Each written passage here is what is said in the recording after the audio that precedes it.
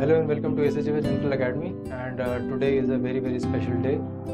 We have with us Dr. Akshita Mehta, and she is ranked 4 in the NEET 2023 exam, and the day becomes even more special because today is the official inauguration of our studio, and what better way to inaugurate the studio than having one of the NEET toppers to be there in the studio gracing the occasion.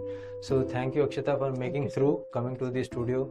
I am sure more students will come just like you and give interviews from the studio.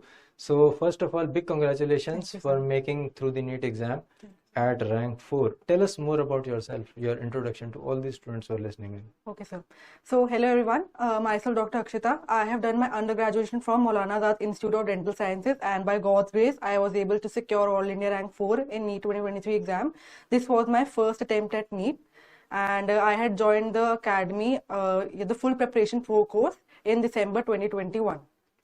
Akshita, regarding your preparation, before your preparation actually, the saying goes you have been the topper throughout the 4 years. Yes. So tell us little bit more about your undergraduate time and how it has helped you clear the NEET exam with such a rank in the first attempt. Yes, sir. So yes, throughout all 4 years, I was topper, and yes, I was always had a drive that I wanted to secure good rank when I was in my college. And I think that has helped me. No doubt that your 1 year of internship and the coaching preparation is crucial, but once your basic concepts are clear throughout the first year itself, it does help you a lot. Because nowadays the paper pattern is very much changing. It's not like cramming and doing things. It's like more of conceptual base. So if your basics are clear, things will go well for you. So थोड़ा सा basics के बारे में बात करते हैं, like what all things you have been focusing on in your 4 years so that your basics could become good. So students को मतलब what kind of books they should read? Yes. So one thing I always say that whenever you are, in your first year itself, try to read standard books. There are some various books like there are simplified forms or guide available. But once you do standard books, that has an added advantage.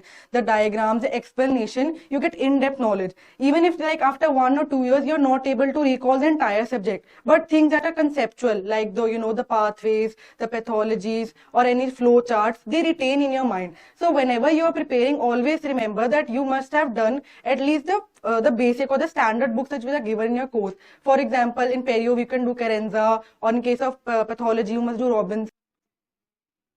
Akshita, in your internship in MIDS, we all know it's very tough. Yes. Time is at a premium. You don't get too much time to study. Yes, sir. It helps to be a topper throughout, but clearing the NEET exam is another ball game. Yes. If you're a topper throughout, doesn't mean automatically you will clear the exam. Yes. So time management and studying with your hectic internship schedule becomes difficult. Yes, sir. How did you manage about that? Yes.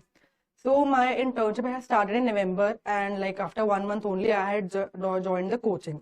So it is very hectic, especially whenever you are having clinical posting. So like that time I was having prosto, then OS, like they were continuously.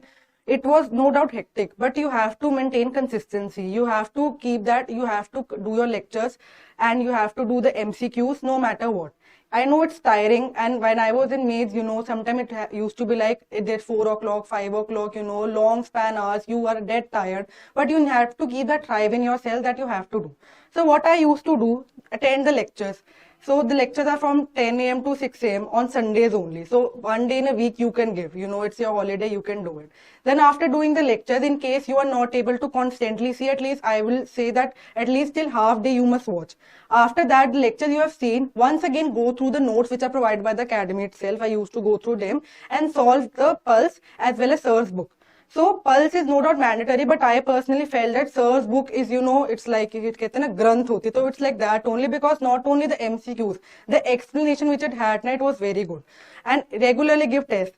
Even if your preparation is half-hearted, try to give the test, because you need to understand how to solve MCQs. There is no purpose. No doubt I was, I used to score good during till my final year, but it doesn't mean that it gives me a, ticket that I can get good rank. No, because doing MCQs and writing theory is two different concepts. In doing MCQs, you need to rationalize how to channelize your knowledge to those 4 options and then eliminating down to that one. So that thing you need to understand. Also, you need to, keep going with the academy itself. Not like suppose in some week you were ill, or there was a lot of workload, you were not able to do what was occurring at that time. So don't keep on relying on the past. At least try to focus what is going presently. So once the syllabus is completed, you might be hardly left with only few topics which you can complete afterwards itself. Now we come to the exam time management. This time paper had two special things. One, ek to medical was too much compared to the other years. Actually, not the number of questions, but the quality of questions was very different. Yes, sir. And the second thing was regarding the paper was lengthy because the medical questions were taking time.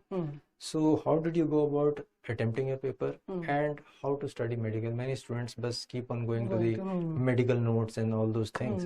Is Yes, that sir. much required?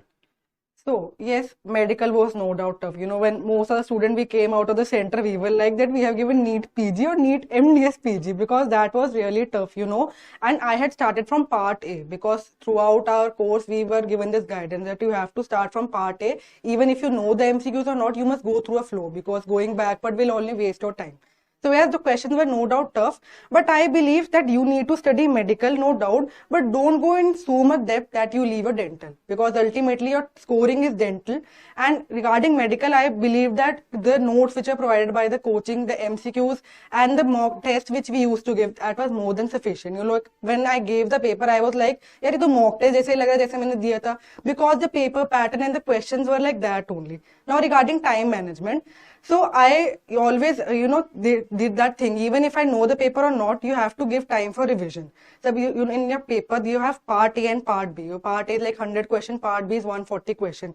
So you need to allocate time that much only that at least half an hour to 45 minutes of time is left for revision. And while revising, you do not need to change options. You need to just check that have you marked or not. And when you are like 200% sure that no, yeah, this was the wrong option, then you need to do it correct. Or the question you left, you need to do.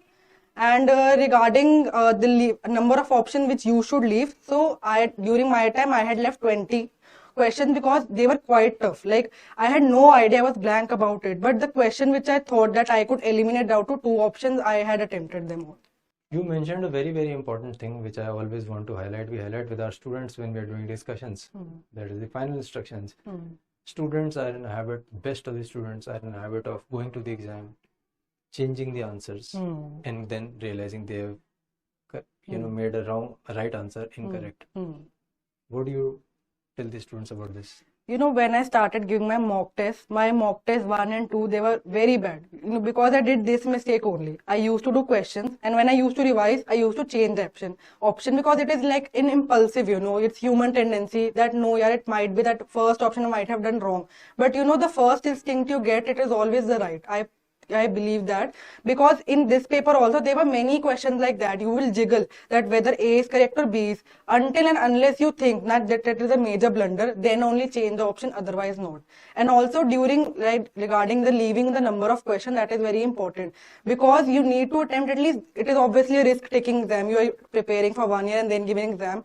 So why are you leaving question? You had given all your things at stake for this one exam and then you are leaving the question. It's no use of that. 20 questions I left because I felt that I had no clue about them, like they were either some author or they were like numerical based, but how much I could attempt, I tried my best to do, jot down to 2 options and then perform them. So very well said, Akshita. Before we close the interview, Thanksgiving, whom all would you like to thank for your success? Some special people, your teachers and all? Yes, sir. So obviously, firstly, I would like to thank my parents, obviously, because they have been a constant support throughout my, entire 5 years of BDS, and also to the academy. I personally feel that you prepare, like you study, you do things, but there is someone who is always motivating you at your back. You know that he will or she will always guide you for the right thing. I think that sir and ma'am were like that for me. They do regular guidance sessions. Every mock sir used to discuss, like as if he is giving the exam and how will you think the rationale. I don't know about other academy, but I personally felt that you have that, the personal touch when you are with the academy because they are like with you, like your guardians. So, thank you, sir. Regarding the interaction part, you interacted sometimes in the course. Many students are there, they are shy of interacting with the academy. As an academy, it is not possible for us to go to every student and ask them how you're doing. And many students also don't appreciate. But I want you to reinforce to the people who are listening that how important it is for the student to get back to us so that we can help them. Yes, I know, it's like something, some of you might be, absolutely online. You have not met sir and ma'am in your live class. But whenever they do guidance session, try to interact. It will hardly take 10 to 15 minutes of your day. Problem of interacting and your hesitation, it goes away. Then you can freely ask things. So when I was also there, I used to think that why should I talk, there are doubt section, I can post something. But some things, there are psychological things, which no doubt section, nothing can clear. That only someone who has experienced that thing can guide you. So please always attend guidance session, be in touch with ma'am and sir. Only it will take 10 to 5 minutes only. But you will get so much motivated that the drive for you to performing well will go within you. Very well said, Akshita. You are a very, very eloquent speaker. I'm sure you're going to make good presentations once you go into your PG. What she is going to take in the counseling, that is still a mystery. We'll keep it a mystery only. Thank you very much, Akshita, for coming here, gracing the studio. You got a very good rank. I hope students from your college get to the ranks which are even better than this. The first 4 ranks, I hope they're able to crack that and maintain the legacy of the NEET students. Thank you very much for coming here. Thank you all for listening in. Bye-bye.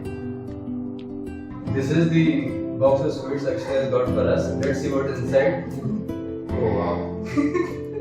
So this is nice tasty burfi. I think Akshita